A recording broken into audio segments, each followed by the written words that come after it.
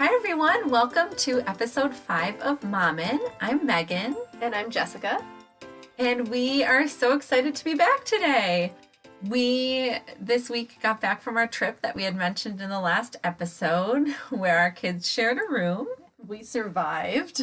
And they actually did great. They did. I was really impressed. And I couldn't tell if it was that they're just slightly enough older, or if it's that we were on vacation and we were being a little more relaxed about it, or if it was that they had a TV in their room. But they weren't watching it. No, not all the time. Certainly not. At bedtime. No, not at bedtime. Although they watched it beforehand and maybe that's sort of true. that mellowed them down a little bit into the night. So I see what you're saying. yes, but it was so much easier, and we didn't really care if they stood up a little later because we were able to hang out in the other room. So that felt like sort of a big moment, or at least it did for me. I was like, this is something that's manageable. Yeah, they slept one of the nights, they fell asleep instantly. They were so tired. So This was Megan. I had to spend about a minute trying to wake her up to get out of there because we were both cuddling the kids. that was a different night than the night they Oh, fell sure. asleep quickly. Yes, I was so tired. It was. It's funny. We were talking earlier about how it used to be a vacation, and now it is certainly just a trip.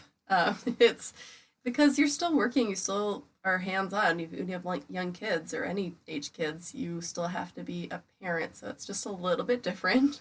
Yes, especially you're still figuring out all the meals and cleaning it all up 3 times a day or more and keeping them safe by the water.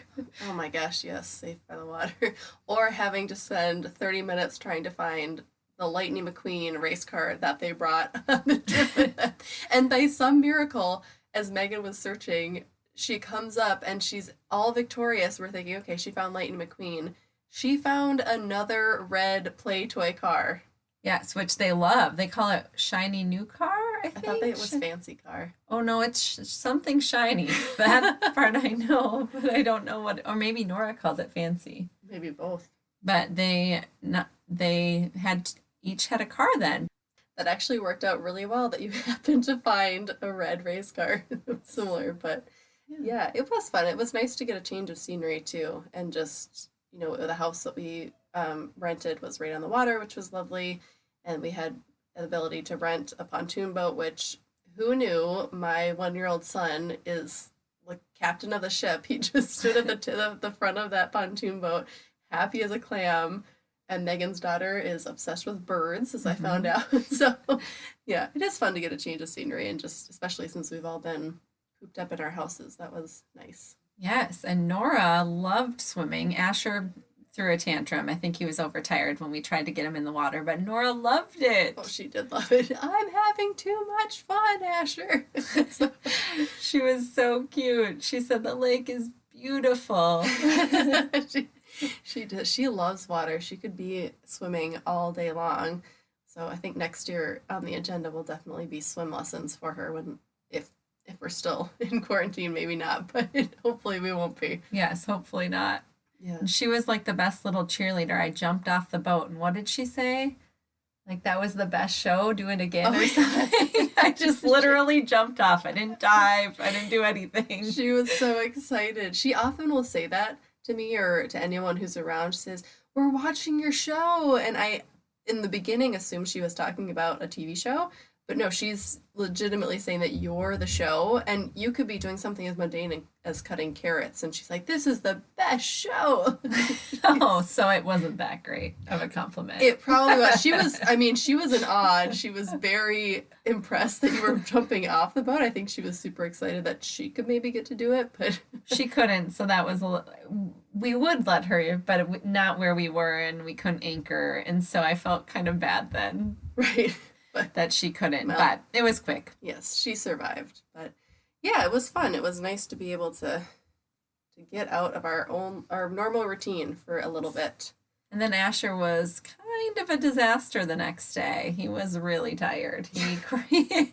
He needed a lot of sleep. Him and Tori, I think they were just coming off of junk food and not enough sleep, and we had a lot of tantrums, but that's okay. He said that it was such a fun trip, and he loved the boat ride. So at least he said that unprompted. Oh, that's so sweet. Yeah, they're so cute. Yeah, Nora kept saying, I love the cabin. When can I go back to the cabin?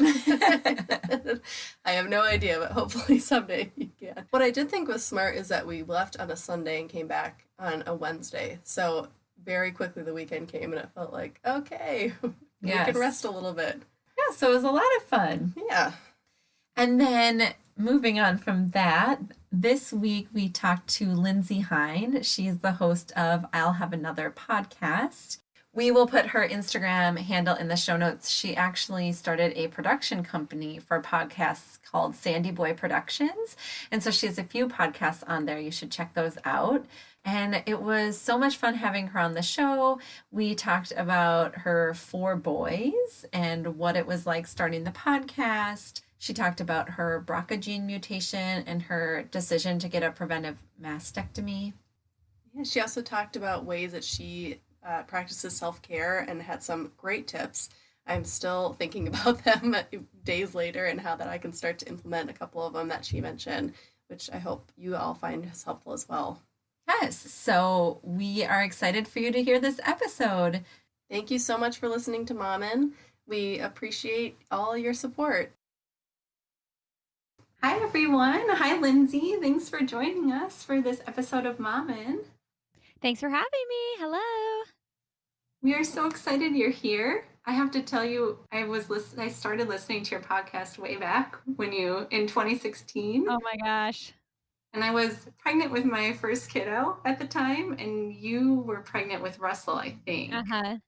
Is his birthday in October? Yeah. And so I loved hearing you, and I was like, oh, she's doing it. She's doing great as a mom. And I just loved hearing your stories about your kids. It made me so excited. Always trying. I'm doing it, but not always totally well. I think it's funny how reassuring it is, even just to see a photo or a snippet of another mom. I feel like, oh, they're alive and they look like they're happy. It's okay. It's going to be okay in those dark moments. So why don't you go ahead and tell us a little bit about yourself, where you live, if you're married, how many kids you have, and what you do. Yeah, I live in Indianapolis, Indiana, and I have 4 kids, all boys. They are 8, 5.5, 3, and 2. My youngest just turned 2.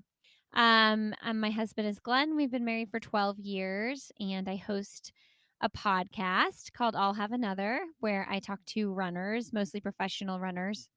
And I launched a podcast network last year. So I'm slowly but surely bringing on a couple more shows into the network. And I love to run and read. And I'd like to say I like to cook, but I'm never prepared enough to really do that. We like the honesty. And something we've been asking people, and only if they're comfortable sharing, is how you decided, especially to have 4 children. Kind of if you guys had talked about when you wanted to, if you talked about how many, and how that kind of progressed. Yeah, I mean, I think my husband and I both always wanted kids. He has 3 sisters. I have 2 sisters. So we grew up both with siblings. And so we knew we wanted to have more than one baby. And I remember when we had 2, looking at a picture, feeling like, oh, our family is not complete. Like, I want more. So then when we had our 3rd, I felt like, okay, this could be it. But I think I always knew we wanted one more. I got pregnant with our 4th sooner than expected. And so I was a little bit of a like, oh my gosh, how are we going to do this state? Just because I was feeling so crazy with my 3 that I already had. My last 3 are all like 21 months apart. And so I was really in the thick of it with my little 2 already. And so, yeah. And now we're like, we're good. We're totally good. And I still, though, I see newborn babies and I'm like, oh, that sounds so nice. But I'm not getting really woken up in the middle of the night like I once was. And I'm totally happy. So I said, if we ever have a 5th, it definitely needs to be through adoption. And you need to hand me a baby that is already sleeping through the night, please. Oh, yes, those newborn nights. Right. So you said most of them are 20 months apart. Mm-hmm. What was that like on your body and your mind? I mean, did you feel like you ever got a chance to catch up? Yeah, so my first 2 are 2.5 years apart. So he was almost 2 when I found out I was pregnant, and that was the biggest gap. And we were trying to have a second when we had, our second. But, yeah, I mean, with 3 and 4 especially, I just felt like I remember when I got pregnant with my 4th, I was like, just I was 1 year exactly postpartum. And, that's usually when, at least for me, I start feeling like myself again. And I was like, oh no, here we go again. Hormones are going to go crazy. And so, really, right now is 2 years. My youngest just turned 2, and that's the longest I've gone without being pregnant or having another baby. The last two, I had another baby right now when my youngest just turned 2. So, it feels right now really refreshing, and, I'm like, "Ah, thank you, thank you." All that being said, like, all with a grateful heart, like, I know that a lot of people struggle to get pregnant, and there's a lot of complications for a lot of people, so we're super thankful that it was relatively simple for us. Totally. I feel like that seems like a new phase, or at least I only have two. But when we were heading into one being 2 years old, it felt so different. So I wonder if do you feel like you're like in a different phase of parenting now? Yeah, I feel constantly like I'm, like, in 2 different phases because 'cause I've got my big boys and my little boys, and so I constantly feel like I'm, like, doing the big boy things, doing the little boy things, and a lot of times when I'm, like, sitting on the floor with the toddler, I'm like, "How am I still sitting on the floor with little people?" You know? Because the big kid stuff is so fun, and love going to soccer games and things like that, and just, like, watching my kids be independent. So sometimes I just feel like I'm in 2 different worlds, and I have a lot of friends with 2 kids that are the ages of my older kids, and so oftentimes I feel like they're free and I'm not. Um, I'm like, "Oh, I just wanna hang out with you and do the big kid thing, but, oh, I also have to make sure my 2-year-old doesn't get hit by a car," you know? So, Mhm.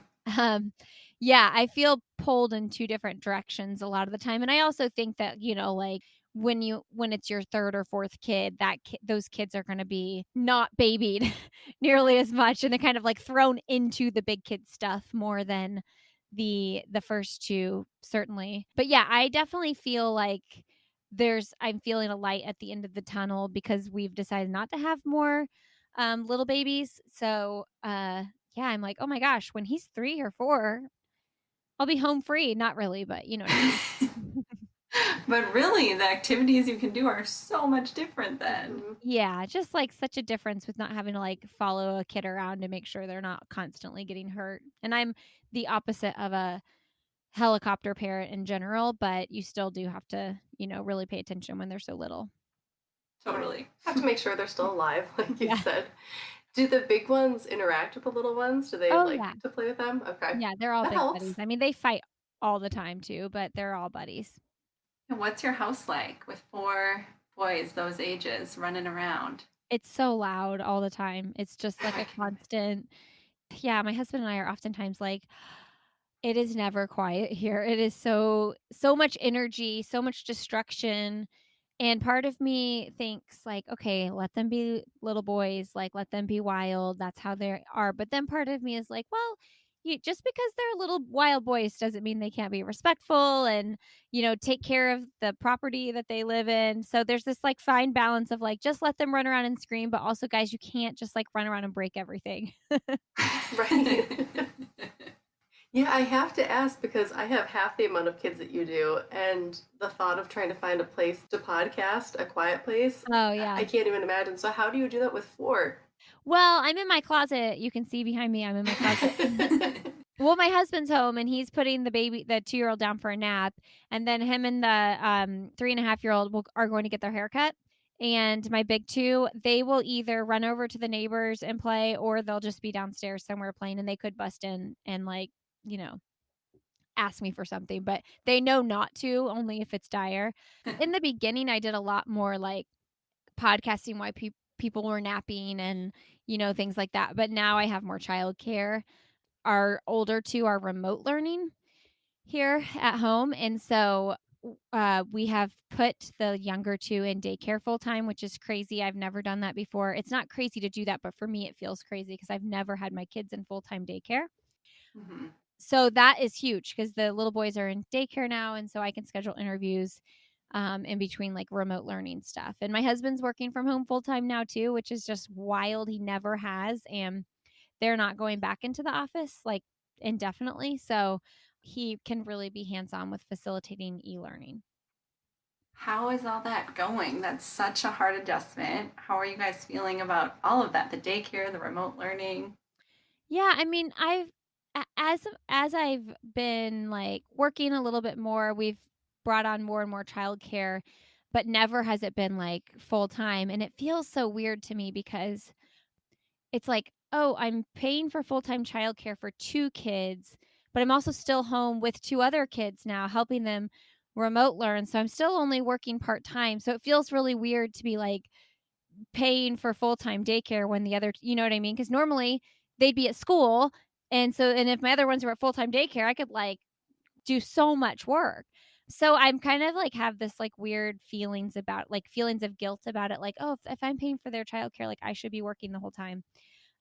And I'm trying to like reconcile that in my own mind. Like, that's okay. Like right now, this is your own, helping them e-learn is part of your job right now, and it's okay if it's like, because sometimes I can't start working because I'm in the middle of like helping them switch on to the next thing. And if you start working, you'll get interrupted. So then I just like have some downtime where I'm like doing dishes or folding laundry in the middle of the day. And I'm like, why aren't there little kids like asking me for things at my feet?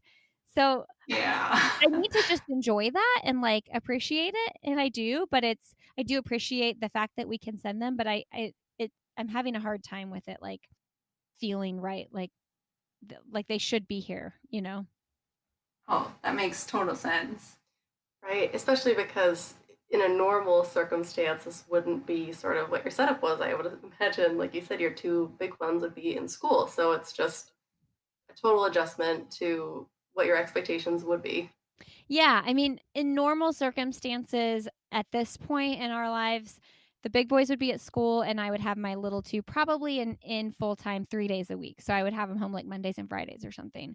And for me, that feels really good and healthy. Like I feel like that gives me a really good balance of like being with my kids and working.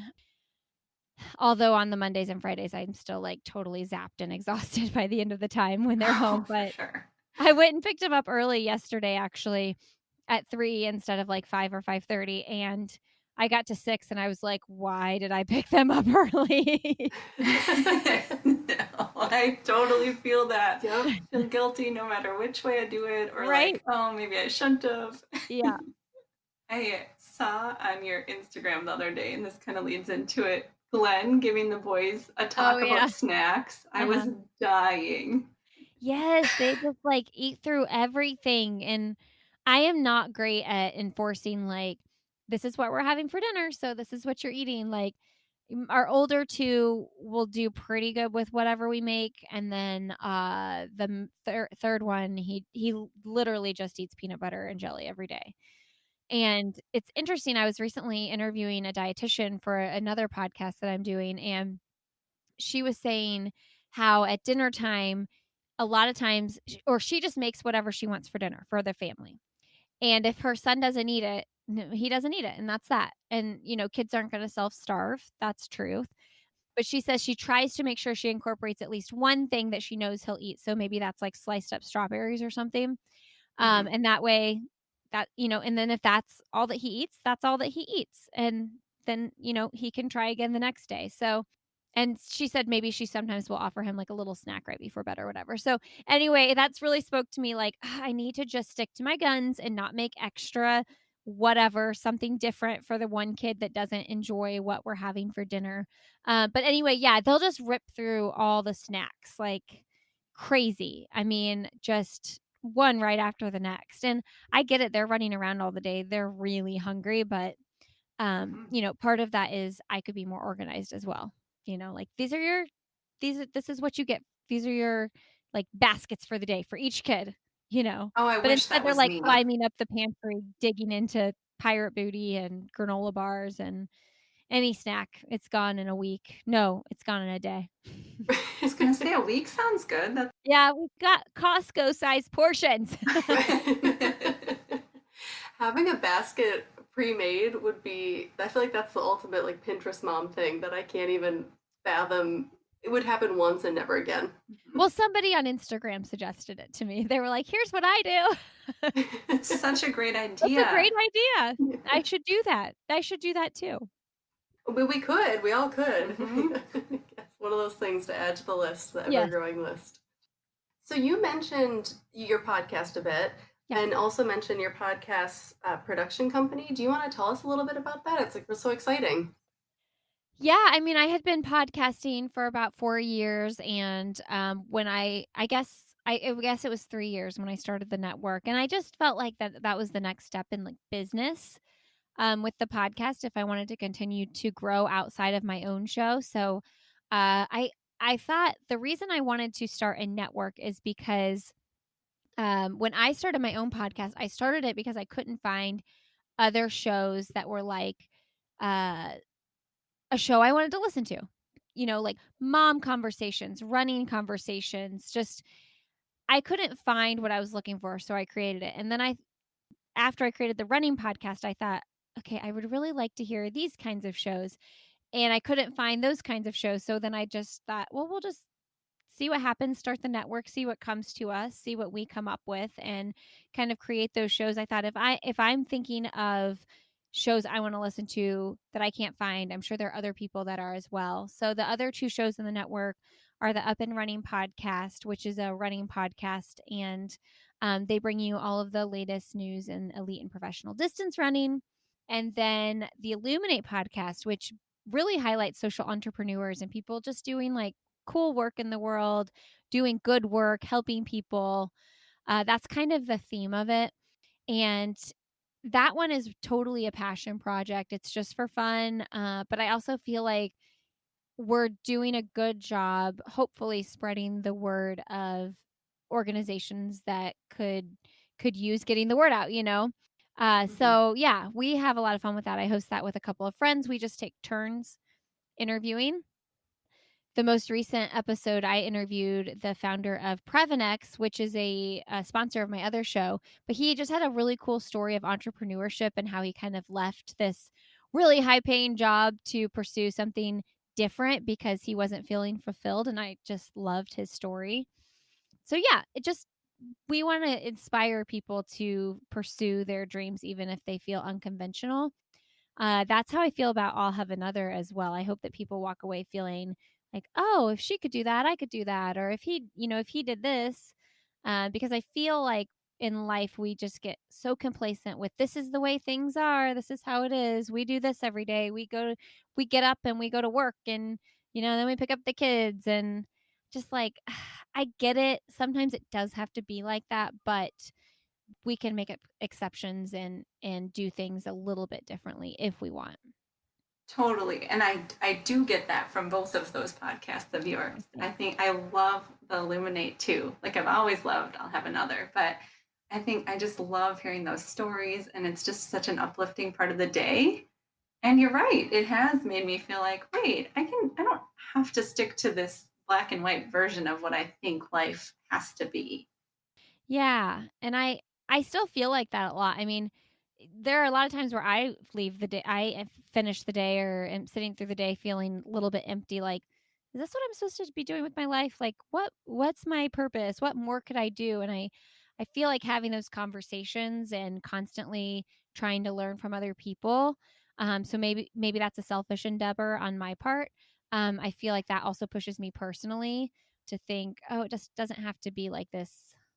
I I was randomly talking to some guy the other day and he said something about, oh, life is so exciting for kids and time stands still, like they feel like time goes by so slow, but then you grow up and time goes by so fast and you have nothing to look forward to. And I thought, oh, I'm so sad you feel that way. Like I don't want to feel that way, that I'm an adult and I have nothing to look forward to anymore.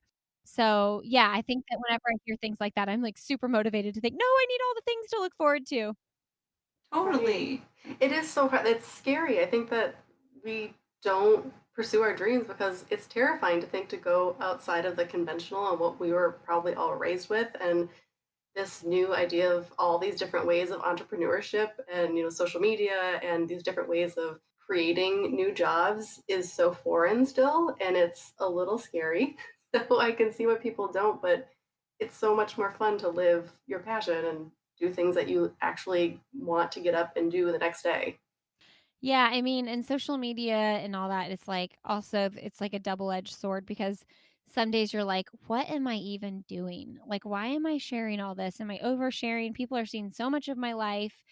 Do they really even, some people think they really know who I am and they don't at all because they think I say something and it means one thing and I really meant another thing. And it can feel very like overwhelming sometimes because people have lots of opinions about how you run everything and how you do everything. And I think for me, like what I want to walk away with and at the end of the day with all of this is I want people to I want what I did to matter and not me matter but like what other people took from the work I was putting out. I want that to matter. And so like I have this like everyday feeling in my heart like I just want to make sure all of this matters. Like is there something important in my life I'm doing that matters? And yeah, I mean, sometimes like the whole social media following and all that just it feels kind of like gross because that's not what it's about, you know? I actually just took Instagram and Twitter off my phone this weekend. I did when I logged onto the computer though, I went straight to Twitter and I was like, I gotta look at my notifications. It's like an addiction, you know? But it feels Hmm. really good to just have it. I was feeling just like icky on Friday. I had a gross week with just some things and I was like, I don't want to see what other people are doing. They don't need to see what I'm doing. I'm just going to walk away. And I think that that would probably be a really good and healthy thing to do every weekend, but I don't know if I will. Cuz the problem is if it's on your phone, you're just going to pick it up and look. I mean, Totally. like you don't even it's second nature. You just pick it up and you're like, here, let me push this button and you don't even realize you're doing it. So that's why I took it off. But yeah, it's definitely like there's so many amazing things and I've connected with so many people. I've met some of my best friends online, literally on Twitter and Instagram, which people think is crazy, right? But yeah, I think there's this like really fine balance that you know what your heart is, you know what your mission is, and people aren't always going to like see exactly nobody can see exactly what you're trying to do probably except for the people that you live with or that you're super super close to. So yeah, I think I'm trying to find a healthy balance right now with that. And that's hard. And I think that's so inspiring, though. And I do personally think what you are doing matters a lot. Like, I have felt so much connection from listening to your podcast, and you're allowing people to tell their stories. Thank you. So your oldest is 8. Does he have any sense of social media? Is he curious about what you're doing on it? Does he engage at all? Yeah, I mean, he knows what social media is. Like he knows what my Instagram is and he definitely the kids are very familiar with the podcast. I would say Instagram is the only thing they like know like, "Oh, you're taking an Instagram story." But that's really like the extent of it. Like he knows how to take a story. I know it's fun as the older they get, I'm like, "Hey, can you take a picture real quick for me?" A built-in photographer. Bugging my husband to take pictures, which my husband, he's on board, he gets it. But yeah, they don't pay a lot of attention. They know what Instagram is, they know what Instagram stories is, and actually recently on Patreon, I had, which is like an extra thing I do for listeners that support the show financially. My Marshall, my oldest, got on and like said a couple things, which was really fun Oh, that's super cute. for them to like do podcasts. I'm like, if they would like make up stories, and I could like write the stories, and then he could just like read the story for 5 minutes, I would totally make a podcast out of that. But he's not interested. So if he ever is, I'll be all on board with having him do that. That'd be so cute.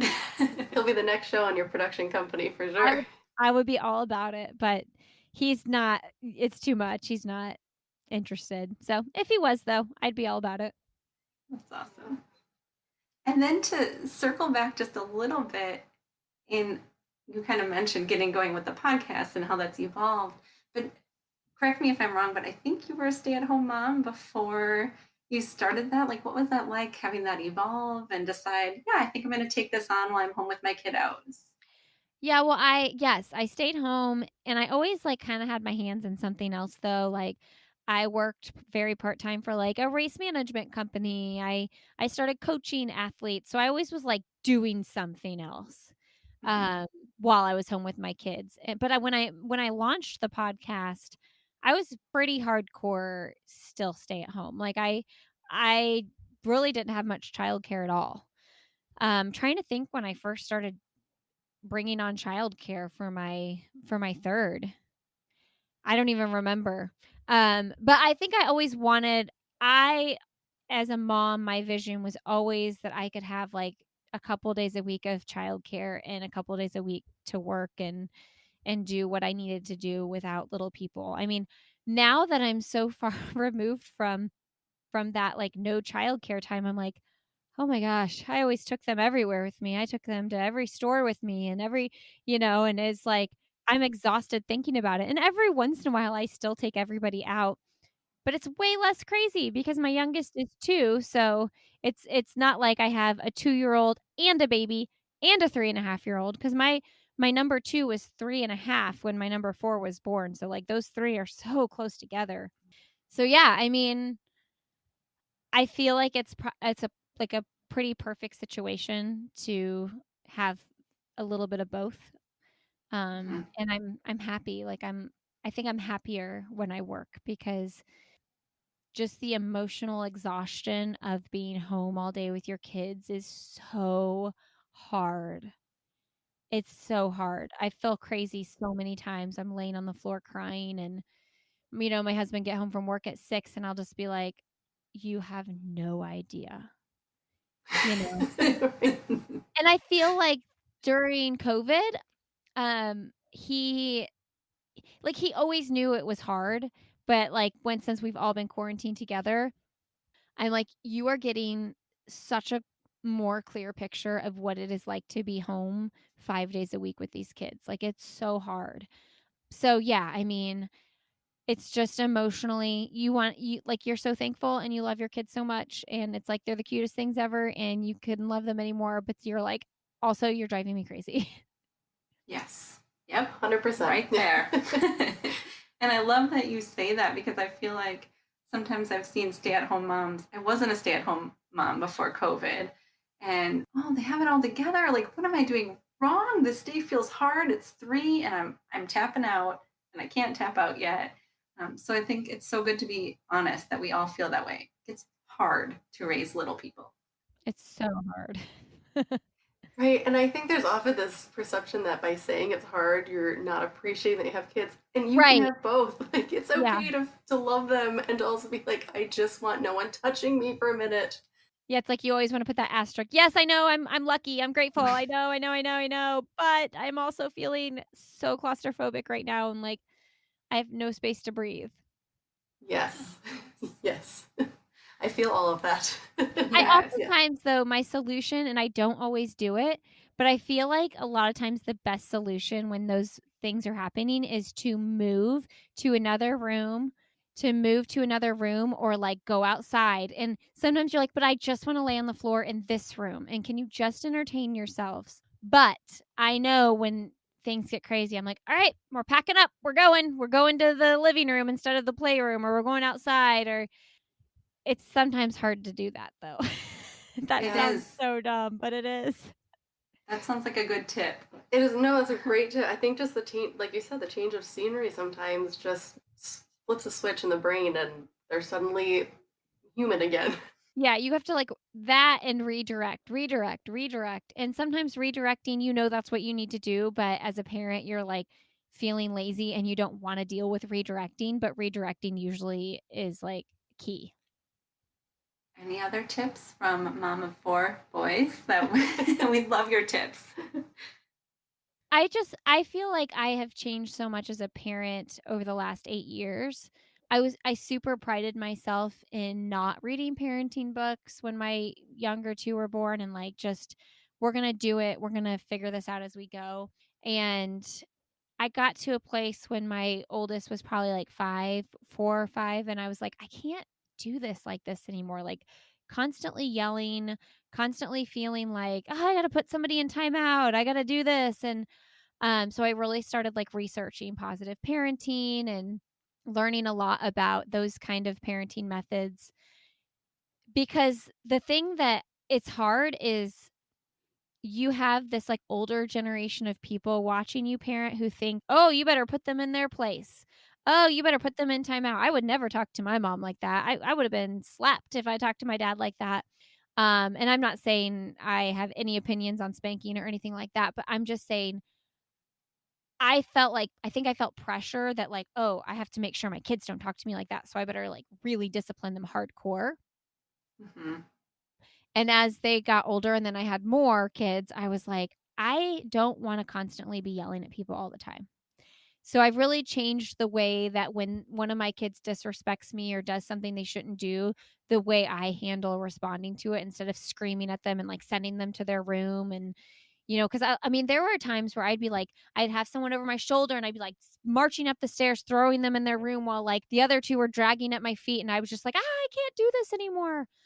So I just now when things like that happen, I've realized that like you probably can't change their feelings right now in this situation. So like I address it and then we like get into it later, which is really hard to do, especially when people are watching. Mm-hmm. Because when people are watching, they're judging how you're parenting and they're thinking, I can't believe she just let her kid get away with that. But they don't know, and maybe they do know, but they don't have to know what happens when you talk about that at bedtime or when you talk about that later. So, I mean, just today, my 3-year-old, he was like, I told him to do something and he said, shut up, really hatefully. And I thought, okay, old me would have grabbed him and been like, you're going to your room. Blah! But I counted to 3. I said, come to me. And then I went out there and everything in me just wanted to be like, whatever, I don't want to deal with this, right? I've got 3 other kids running around. But I thought about it and I thought, no, you need to address it and then you can talk about it later. So I, calmly went over there and I looked him in the eye and I said, hey, I don't tell you to shut up. Do I? And he said, no. And I said, so don't talk to me like that. And don't talk to your teachers like that. And don't talk to your brothers like that. And don't talk to your dad like that. And don't talk to actually anybody like that because it's hurtful and it makes people feel sad. And I made him agree. I said, we agree that you're not going to say that again?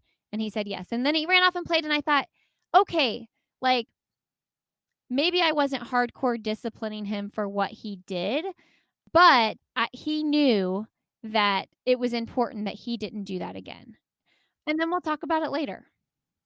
And I think that they hear the message better too. If you talk about it later, I started doing that recently and I'm like, this works so much better. Because they're calm. Yes. Like, hey, buddy, remember when we talked about that earlier? And that really hurt my feelings. That really upset me. And do you realize why you shouldn't do that? Where in the past I would just lash out in the moment and I would still talk about it later. Like I still always wanted to like make sure they knew, but I feel a lot better. And this isn't not to say I don't yell because I yell. I mean, I lose control sometimes. I'm like, but I actively try not to. And I actively think I don't want to feel like that because it doesn't feel good to me when I yell. So yeah, I think that's one advice probably that I would give my younger self about parenting. And I mean, I've seen moms in the park like talking real softly, like, like to their kids. And I'm like, oh gosh, calm down. Like just tell them what they need to hear. But I feel like as I get older, I understand now why parents are calmly talking to their kids like that. Although now when I went out with my 4 kids and I see a mom with like her one little 18-month-old, like, and now do that, I'm like, okay, lady, we're loud. I'm sorry. No stopping that. Yeah, I think that's such a great tip, and I love that you talk about feeling like you're being looked at by an older generation that was so much about getting kids to be put in their place, and that's how they did it. But I totally, when you said that, it sort of clicked with me. Like, yeah, you feel like you have to respond so that these people see that, yeah, I am a parent and I am doing my job, and I can see you judging me, but I'm just trying to do what's best for my kids. So it's like trying to defend it without having this conversation with a stranger that you might see. So I think that's a really good tip to tell people, like, you have to do what's best for you, and it might not be what worked for that group of people.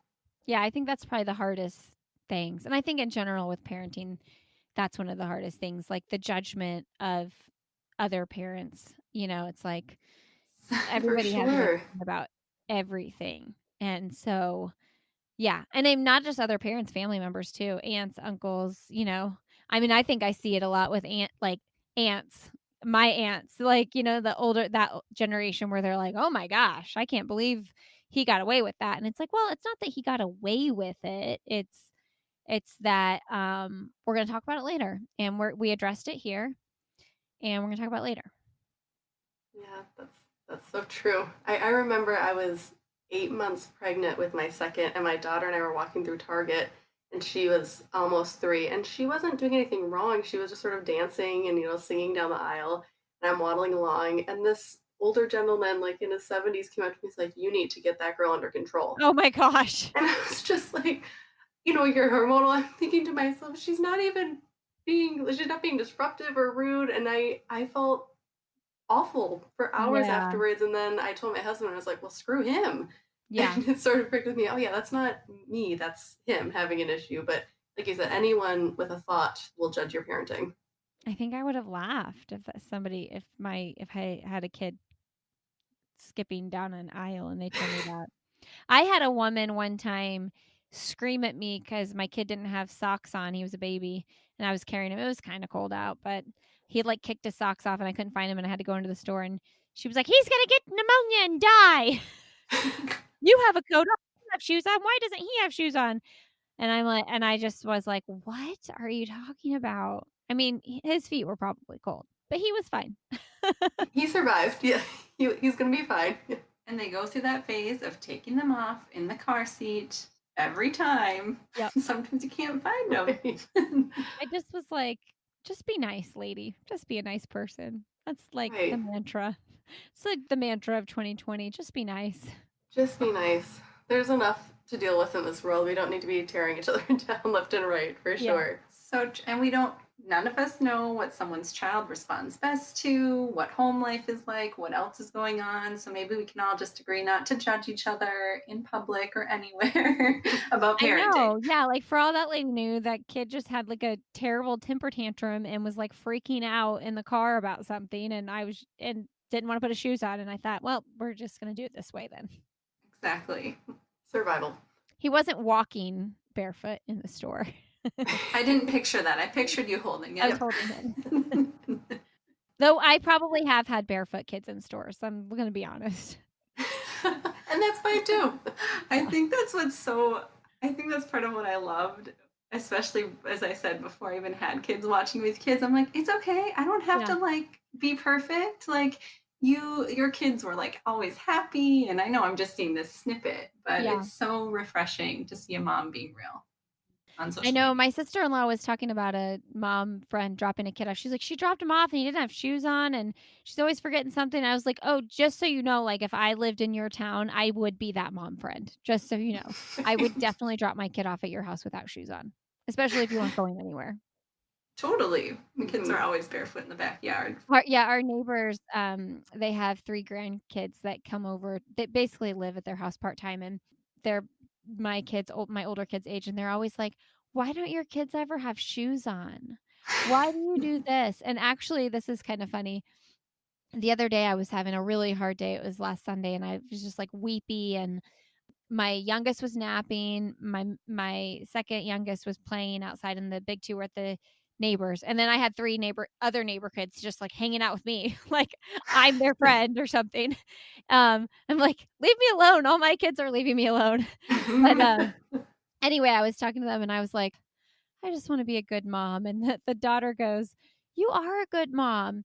And then the little boy goes, "You just need to teach your kids to be good." Like saying they weren't good or something because he's always like, "Why do you let your kids litter in the yard?" I'm like, "I don't like want them to litter in the yard. I ask them to pick up their trash all the time, but there's 4 of them. Leave me alone, little boy." But I thought it was so sweet. The little girl Right. was like, "You are a good mom." Then she proceeded to follow me inside, and my youngest had pooped, and I needed to change his diaper, and I was getting myself ready because we had a babysitter coming, we were going out to dinner, and she kept saying, "Are you gonna change his diaper? He really smells." And I was like, "Yeah, I'm gonna change it when I'm done getting myself ready. And if he smells that bad, you can go back outside." Like, why are you here right now? No, Right. I'm just Yeah, kidding. Oh, that's Oh, so I love funny. those I stories. know. These kids. Oh, honest to a fault. Yeah.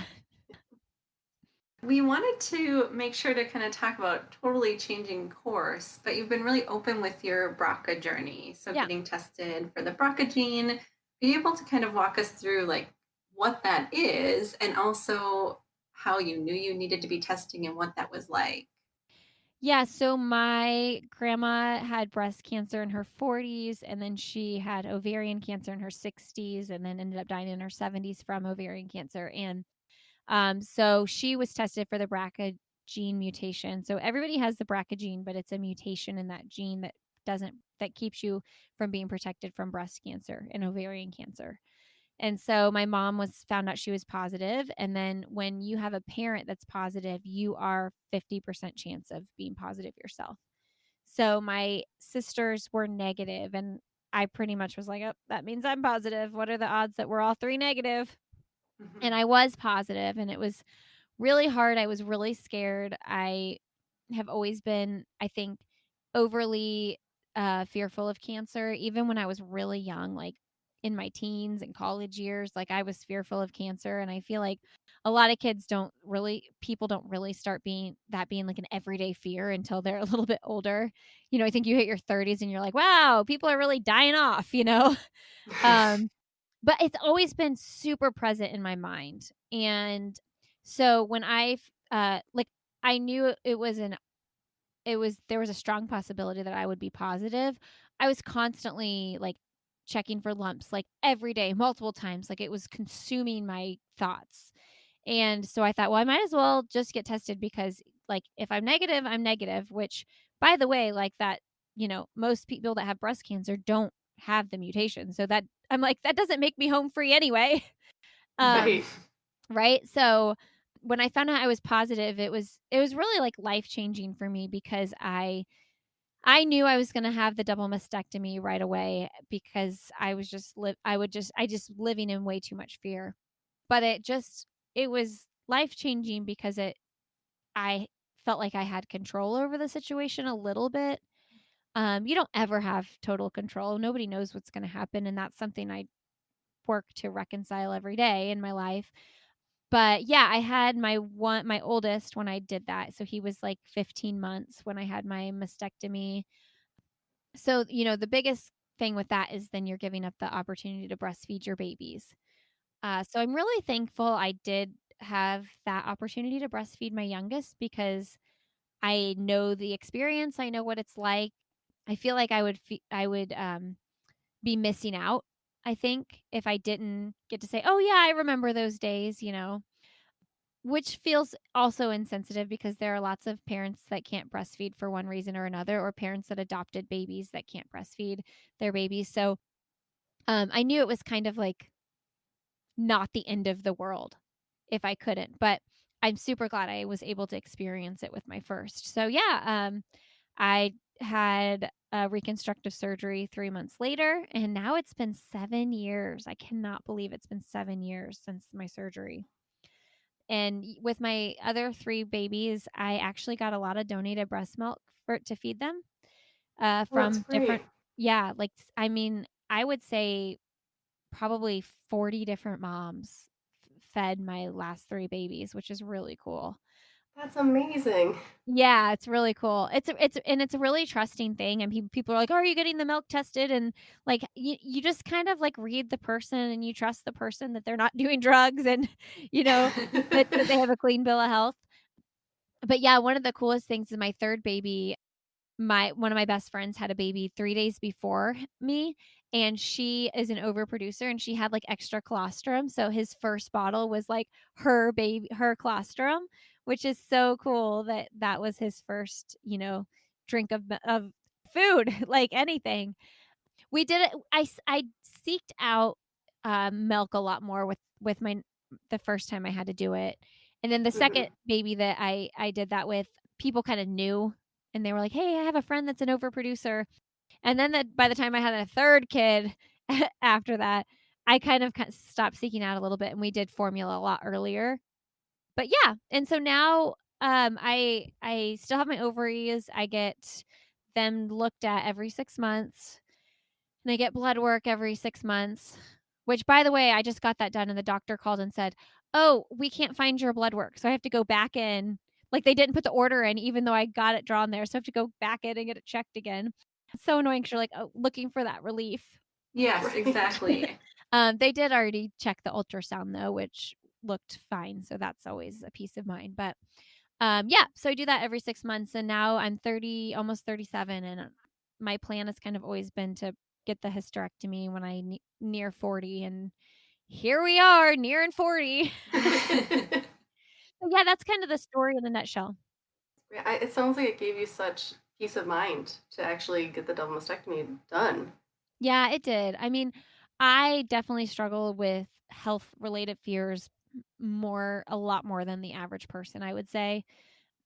It's kind of a constant battle I struggle with, and I'm constantly trying to do like self-talk and like control the controllables. You can't control everything. Don't overreact when you have any little like twinge or ache or weird thing, like don't assume the worst. So yeah, I mean, it's something I'm constantly walking through. I don't know that I'll ever be fully repaired of it, but it was huge and monumental in my life to make that decision and to kind of just face it head on. I mean, I had surgery before. I was gonna say I'd never had surgery. I had a C-section with my first baby. So I had surgery before, but I was awake. Yeah. Yes. But even just entering the surgery, like, it's like a 6-hour surgery because you get the mastectomy, but then the plastic surgeon also comes in and puts expanders in, and so it's this big process. Wow. And so that was scary in itself as well. I feel like when you're faced with cancer, well, you don't really have an option. You're getting the surgery. Mhm. I mean, I suppose you could choose not to and go a different route, but yeah, for me it was like I'm choosing this really intense surgery even though I don't have cancer right now or yet.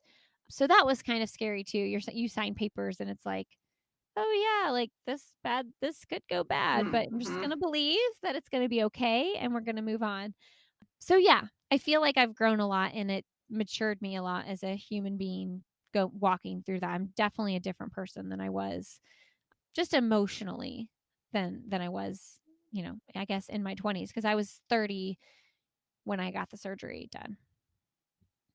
And did you know that you were positive for that mutation before you had your first kiddo, or was that It was while you after. had him? Yeah, I got tested when he was like 1. I literally got tested in July and had the surgery in August. Oh, wow. Yeah, it was quick.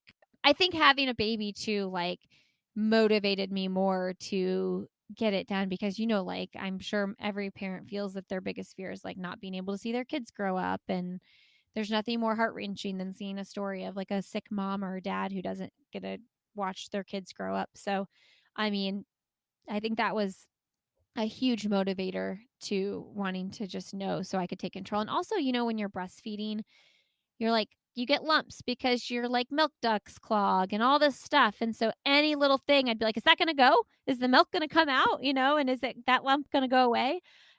So yeah, I think that was huge too because I knew we wanted to have a big family, and I'm like, "I can't do this breastfeeding thing again and again, like, in constant fear, because that's what it Mhm. was. I think the breastfeeding thing probably was a huge motivator to moving forward with it. Wow. And what was it like recovering? I mean, you had a 15-month-old, you said. So recovering from that, because that sounds like it's painful. Yeah, because you can't lift anything really heavy or anything for, like, 2 weeks, and, then you take 6 weeks off, and yeah, I mean, it was a really intense recovery, but thankfully, I wasn't sick. I mean, most people recovering from a mastectomy are sick on top of that, so I'm super lucky in that sense, but I guess looking back now, I'm like, well, thank God I did it when we only had one. 'Cause it felt really hard at Seriously. the time, but now looking back, I'm like, okay, like one kid, it would have been it wasn't as bad as I thought it was. But you only know what you know now, Right. Oh, Thinking of doing yes. it now, I think it'd be probably a lot more stressful because there's just so much more activity in general. Right. You have too much to juggle to add that in Yeah, now. yeah. Well, thank you for sharing all of that. I think it's so important, and I think it's so helpful for anyone who is debating getting a test due to a family history to hear other people's story and how that felt. Yeah, some people just don't wanna do it, and that's okay. Just be diligent and checking, and that's scary too. There's really no, like, happy answer here, like, it's just kind of like just something you gotta do in life and gotta check it, monitor, and just go about your day, you know? I always say that too when I get blood work and stuff like that. I'm always like, well, even if they call me back and say something's elevated or something like, you're not getting a final answer right now anyway. There's like multiple steps to getting a true diagnosis of anything. So I'm always like, you just need to like process it and like go about your day and keep living your life because nothing nothing you do in your mind is going to change the outcome right now. So just like do what you need to do. It's good advice, but really hard. Really hard, really hard. My husband has a chronic illness. He has a transplant, and every time I didn't used to understand. We were so young when we first Yeah. started dating. We Yeah. were in our 20s, and I was like, "Why do you get so worried about your appointments?" And now every appointment's like, "Are your labs back yet?" Like, and we Yeah. just need to check that box. Does he do it every year or every 6 months? He gets his labs. I think he's on every 3 months. It might be 6 months now. And then he has like, yeah, an annual visit. And some years that includes a biopsy of his kidney, and other years it doesn't. Yeah. Yeah, I'm sure that and the older you get, you're like, "Well, okay." Everything just feels I don't know. Everything feels more real and like, I don't know, just mortality and everything. You're just like, "Okay, here we are. We're almost halfway Hmm. through life here." Yeah, the invincible feeling slowly fades as your body Oh, feels yeah. those aches and pains more and more. Yep. And having kids, Oh, like you yeah, said. yeah. Right, you have something so much bigger to live for than yourself, so you have to take care of yourself. For sure. And speaking of taking care of yourself, brings us kind of to a whole other topic. But all right, I think I might have missed. Are you injured right now from running, or did you Oh, take a step back? yeah, I'm coming back now. I took 6 weeks off. I think I had a stress fracture in my second and third metatarsal. I'm not positive. I got an X-ray. He didn't see anything on it, but he was like the doctor said, "Oh, sometimes it takes 2 or 3 weeks for anything to show up, so you'd have to come back." And he's like, "Then we might still really to know have to get an MRI." And I was like, "I'm just gonna take a full 6 weeks off like I have a stress fracture and assume that's what it is." And so, yeah, I just started running again last week and I'm doing like 1 minute on, 1 minute off. And I just like, oh, I feel so heavy and it's hot out. So I've been strength training 4 days a week, which has been huge. And I'm like, well, at least I have that outlet. I am hoping I feel more motivation to run soon. But yeah, I'm trying to only run like 3 days a week so that I don't re-injure myself and really focus on having good form, and the older I get, just injury just feels like it's lurking, so I'm try extra hard to be take good care of my body so that I don't overdo it. I envy people like my husband who can run like 60 miles a week all the time and just not get injured ever, and not do any kind of like, you know, massage or strength or Pilates, just living life. It's just not fair. No. But we can all dream. That would be amazing. I Yes. know. Are you doing anything else for self-care since you're not doing your running as much? Is there anything that you have found that's helpful for you, both mentally or physically? Well, I was biking a lot for a while, and I just don't love biking as much. So I think the strength training would check that box for sure. I'm meeting 2 friends in one of their garages, and we do 4 days a week, which we're on week 4 of 4 days a week, which I'm like I've never strength trained more than like once a week or twice maybe. So I feel really good about that. I'm a big reader. I love to read. So I I take a lot of time to do that. Like I spend a lot of time in the morning for myself, like reading and catching up on some work stuff and just like I will sit in my bed and drink coffee. Like on the weekend, especially like this morning, I I got up and I caught up on stuff and I read in my bed until like 8:30, which is Oh, like pretty nice. late when you have 4 kids, right? Hmm. My husband was downstairs with them. My 3-year-old came in my room at like 6:15 and I knew my husband had like woke up a little bit earlier and went downstairs. And sometimes he does that in the morning, like falls back asleep on the couch. And I was like, go down to the couch downstairs. Daddy's down there. And so I spend a lot of time reading and doing things like that because that feels really important to me. I always say like I don't really have much mom guilt in that way. Like, I feel like a lot of moms have guilt, like, oh, I shouldn't be doing this because it's selfish because, I should be doing stuff for my kids. But I just know I'm so much happier.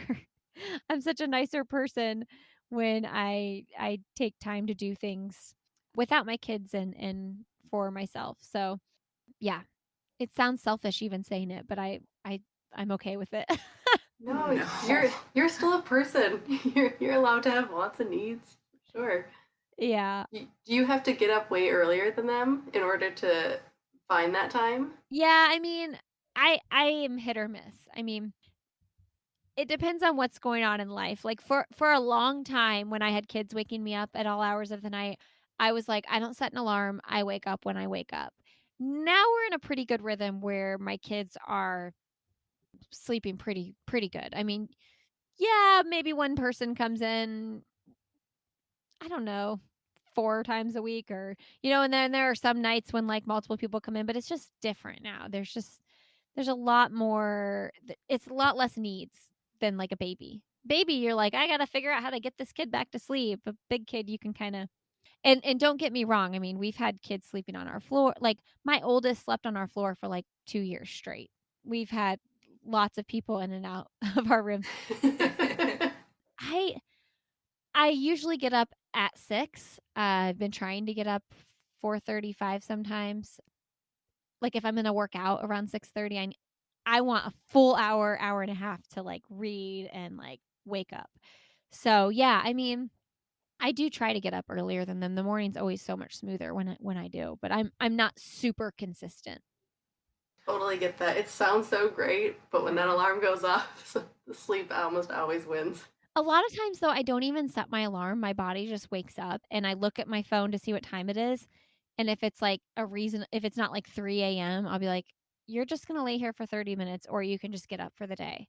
So, rarely do I set the alarm. Mostly, I usually just wake up. I'm kind of a restless sleeper in general, so that's probably why.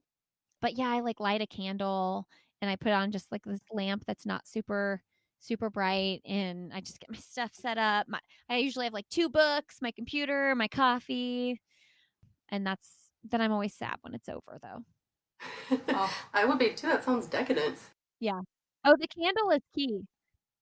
Yeah, that changed everything when you said you light the candle. Like, this sounds really spa-like. Yeah, I'm pretty candle obsessed. I love that. So is there anything, do you have a goal in mind for you and your family that you are currently working on or aspire to work on? Anything from you want your kids to start picking up after themselves after dinner or to you want to take a big trip together? Is there anything you have in the works? Yeah, I mean, of course I always want my kids to just pick up. I want them to like I have goals, like, I want them to have chores and stuff like that, but I'm super lazy about it. I'm like a lot of days I'll be like, "Before you go back to the neighbors, you need to pick one chore, whatever it is." But, I mean, I am a dreamer, and I would love to, like, pick up and, like, go live somewhere for the year, go do something fun, and my husband is a very realist and, like, practical guy, and he's like, "What are you talking about? We have bills, we have this, we have that," and I'm like, "Yeah, but, like, like, YOLO, we could go do this, and, you know, we could rent our house out for the year, and as long as we're breaking even there, like," I have all these, like, big ideas, and he's like, "Yeah, but our little 2 kids are in daycare full time, so, like, what would you do with them? How could we both still work?" And I'm like, "Well, I mean, could you take, like, FLMA and, like" just like take a little break and we could like sort of figure it out somehow and skimp by on my income for a few months and you could be the stay-at-home dad in a cool place, a beach place. And Yes. I also feel like this opportunity where he's working from home full time and the kids are remote learning. I'm like, we could do it. And we went out for margaritas for our anniversary and I was talking it up and he was actually like truly entertaining it. And I thought, oh my gosh, is he serious? And then we get back into the routine of Monday, Tuesday, Wednesday, and I'm still talking about it, and he's like, "Yeah, yeah." And then, later this week, I'm like, do I need to stop talking about it? Because, like, I really had some true hope that it could happen." And he's like, "Yeah, probably." Oh, that's fun. Convince him to do something. Because I also said, we could, like, snowbird somewhere, and you can work Mm-hmm. remotely.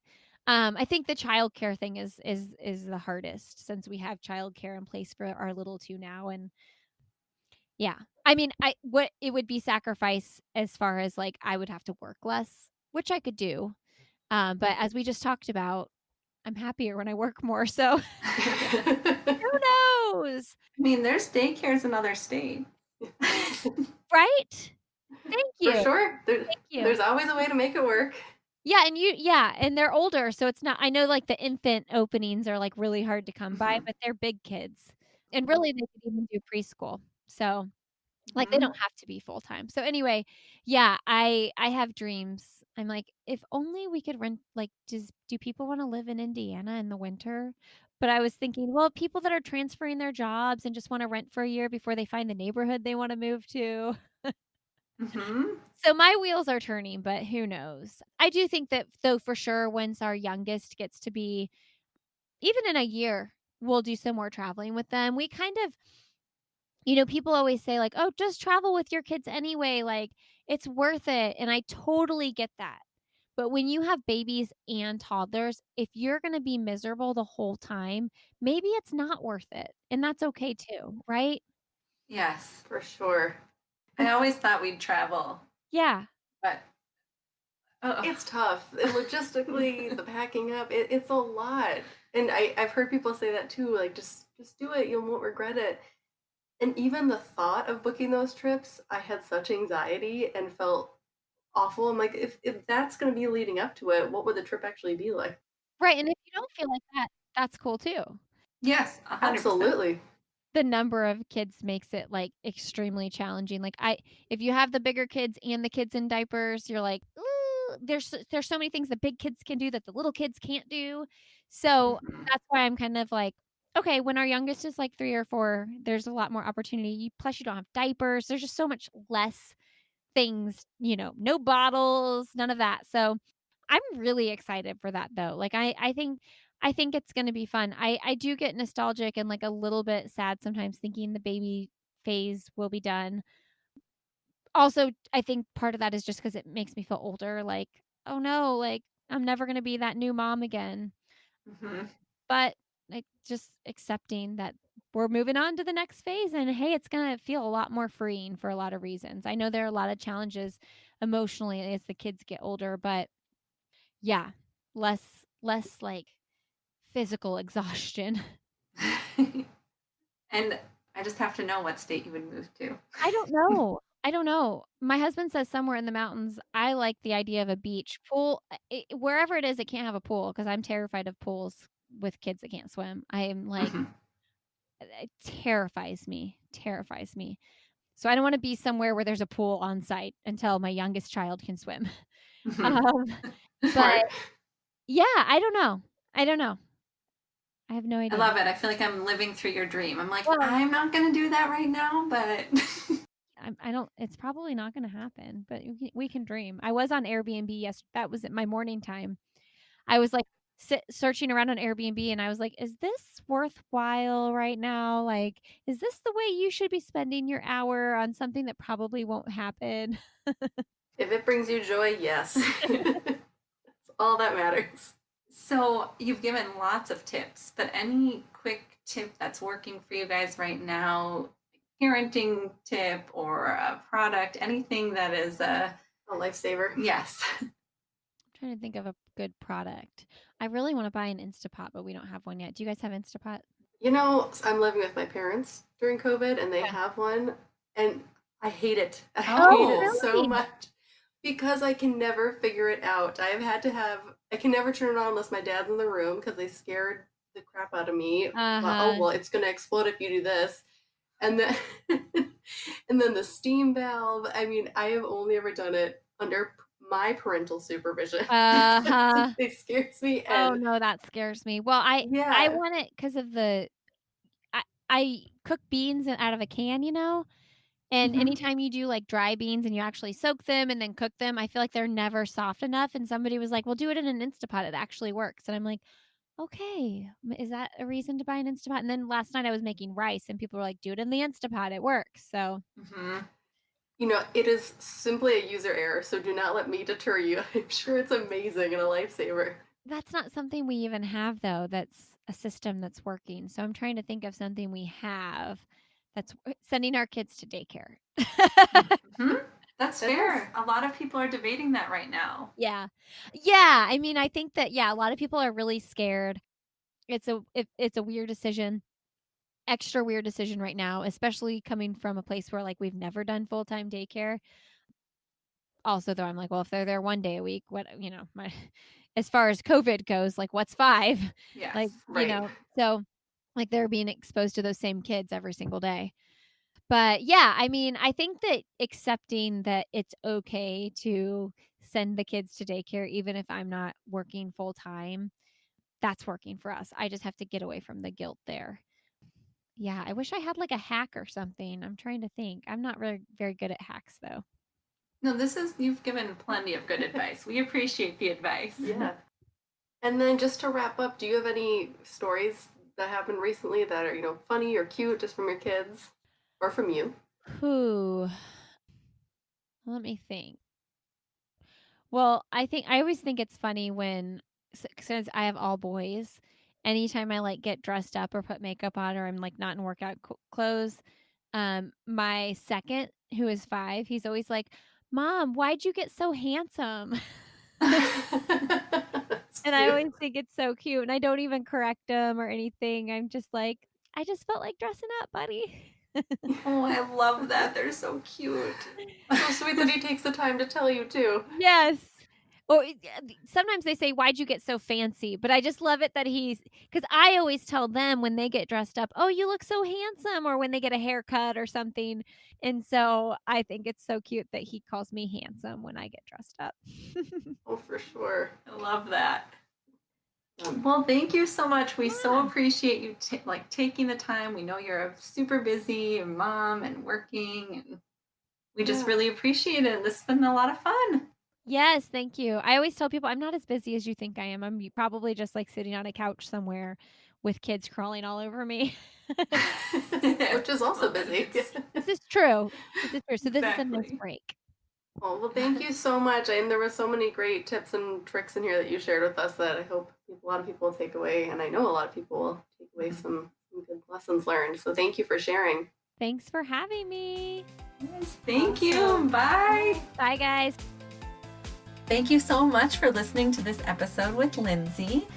If you enjoyed the show, we'd love if you would leave us a rating and review on Apple Podcast or wherever you listen to your podcasts.